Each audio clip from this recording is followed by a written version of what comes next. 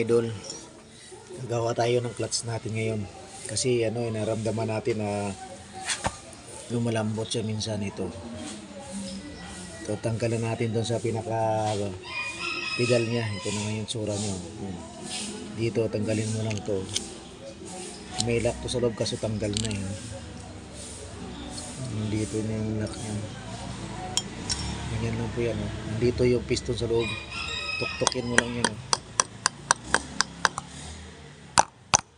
Yan, lalabas na. Ito nyo, lumabas na.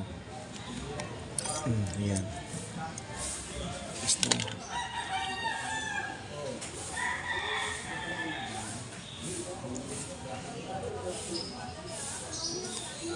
May time kasi na malambot eh. Delikado kung nasa biyahe ka, biglang lumusot. Wala talaga. Kaya palagi tayo may daladalang baon na piston nito. Kasi mahirap pag inabutan ka sa daan.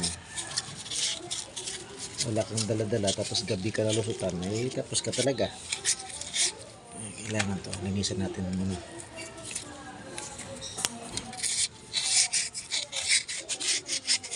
Hugasan natin ng tubig. Dali lang naman to gawin basta alam mo. Mahirapan ka lang gawin pag hindi mo alam. Kasi yung mga sa loob eh. Kailangan lihahin mo ng pinakamapino yung mapino. Maliha.